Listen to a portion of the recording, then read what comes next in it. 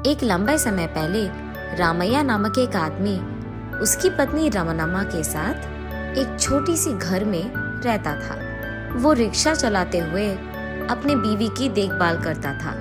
फिलहाल उसकी बीवी का सेहत ठीक नहीं है, इसीलिए बूढ़ा होने के बावजूद रामैया उसके बीवी की दवाइयाँ के लिए सारा दिन मेहनत करते रहता है।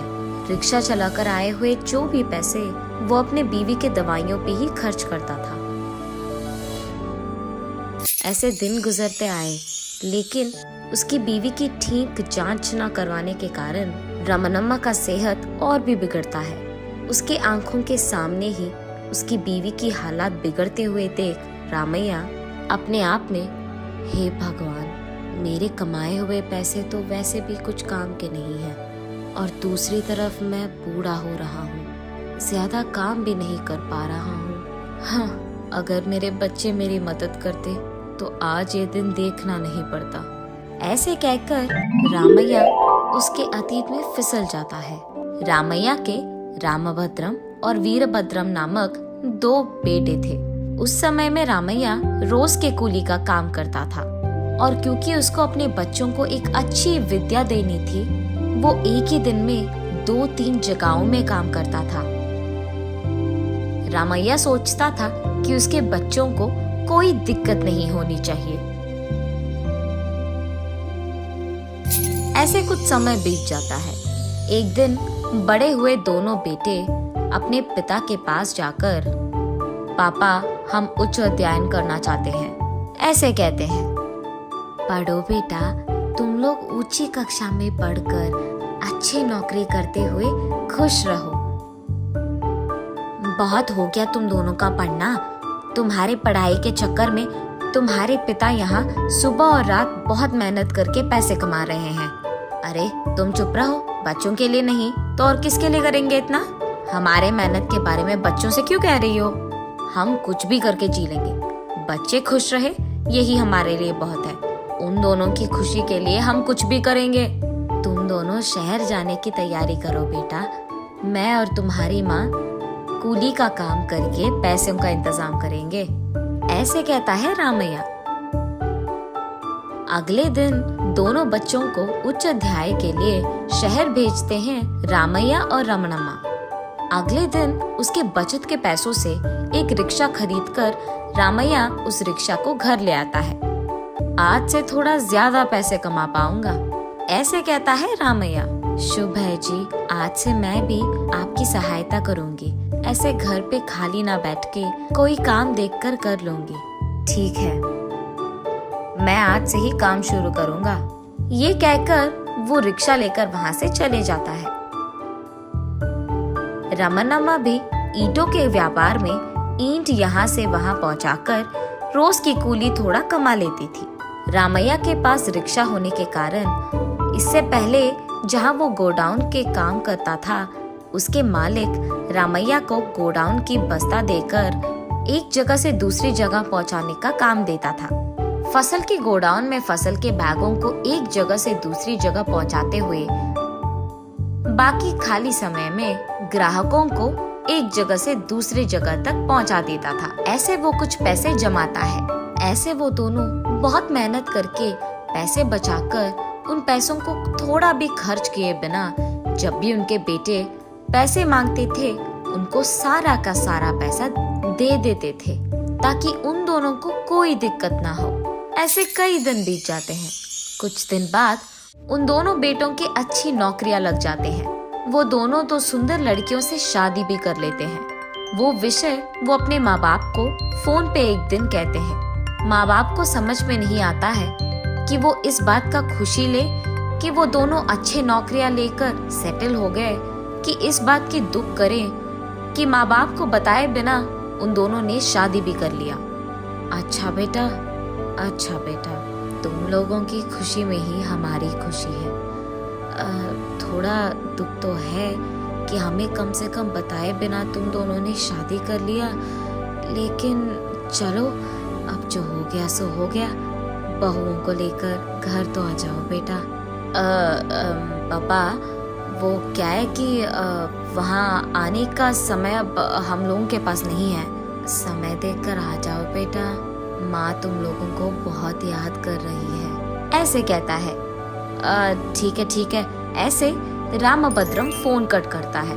घर जाकर जो कुछ भी हुआ रामैया रमनम्मा को बताता है। तब रमनम्मा, हाँ देखा आपने, हमें बताए बिना शादी तक कर लिया इन लोगों ने। अरे छोड़ दे, जो हो गया सो हो गया। बहू बेटों को मैंने घर बुलाया, वो लोग आ जाएंगे, ठीक है। ये कहे कुछ दिन बीत जाते हैं। रामैया और रमनम्मा दोनों अपने बेटों का इंतजार करते ही रहते हैं और बेटों से उनको कोई समाचार नहीं मिलता है। इसी कारण रामैया अपने बेटों को फोन करता है। क्या हुआ पापा, क्यों कॉल किया आपने? मैं और माँ तुम लोगों के घर आने का इंतजार कर रहे हैं बेटा। तुम लोगों के घर आएंगे कहकर बहुत दिन हो गए ना, इसीलिए। अब आना नहीं होगा पापा, कितने बार कहूँ मैं आपसे? बेटा वो माँ तुम लोगों को बहुत याद कर रही है, एक बार आके तो चले जाओ। रामभद्रम के ठीक बगल में मौजूद वीरभद्रम फोन लेकर, पापा भैया बोलने के लिए शर्मा रहे हैं कि हमारा पिता एक रिक्शा पुलर है तो हमारी बेइज्जती हो जाएगी, और इतना ही नहीं, बहुएं वहाँ आएंगे भी तो उस छोटी घर में रह नहीं पाएंगी। इसलिए आप इस बात को समझ लो, हजम कर लो और हमें फोन करना बंद करो। ये कहकर फोन काट देता है। रामैया को मुंह से बात नहीं निकलती है और आंखों से आंसू निकलती है। ऐसे रोते वो अपने घर पहुंचता है। उसी दुख में घर आए रामैया को देख रमणम्मा, अरे रे क्या हुआ जी आपको? हाँ मैं रिक्शा पुलर हूँ, ये बात अगर किसी को पता चल गया तो तुम्हारी बेटों की बेइज्जती हो जाएगी, और इतना ही नहीं, बहुएं इस गांव में इस छोटी सी घर में रह नहीं पाएंगी, इसीलिए तुम्हारे बेटे घर आना पसंद नहीं करते हैं। उन्होंने यही बात किया था फोन पे। ये सुनकर रमनम्मा, क्या मेरे बेटों ने इतनी बड़ी बात कही? निराश होते हुए हाँ का इशारा करता है रामैया। मेरे कहने के बावजूद आपने सुबह रात हर दिन बहुत मेहनत की है उन लोगों के भविष्य के लिए, उन लोगों के महान बनने के लिए। अब देखो कितने महान बन गए हमारे बेटे, इतना कि उन्होंने कह दिया कि फोन भी मत करो। ऐसे रोते हुए कहती है, हाँ इतने बड़े बन गए कि माँ बाप का नाम कहते हुए शर्म आती है उनको। उसी दिन से उसी बात के दुख में रमनम्मा का सेहत बिगड़ने लगता है। अतीत से बाहर आकर रामैया उसके आंखें पोंछकर रिक्शा पे बैठकर ग्राहकों को ढूंढने लगता है। रास्ते में गोडाउन का मालिक रामैया को देख, क्या हुआ रामैया, बहुत ढीला दिख रहे हो, कल काम पे भी नहीं आए? माफ कीजिए साहब, मेरी बीवी का सेहत ठीक नहीं है, दिन ब दिन उसका हालत बिगड़ रहा है। मेरे पास मौजूद सारे पैसे खत्म हो गए हैं, कल पूरा उसका देखभाल कर रहा था उसके पास ही रहकर, इसीलिए मैं काम पे नहीं आ पाया। अरे रे ऐसा है क्या? कोई बात नहीं रामैया, वैसे तुम्हारे दोनों बेटे की तो बड़े नौकरियां लगी थी ना, तुमने कहा कि वो दोनों शहर में हैं, उनको बोल देते, अच्छे अस्पताल में जांच करवाते अपनी माँ की। हाँ, कहाँ के बच्चे साहब, मैं रिक्शा पुलर हूँ, ये बात अगर उनके दोस्तों में पता लग गया तो उनका इज्जत घट जाएगा, ये समझकर वो हमसे बात करना भी छोड़ दिए। उनका हमें भूल कर भी बहुत दिन हो गए साहब।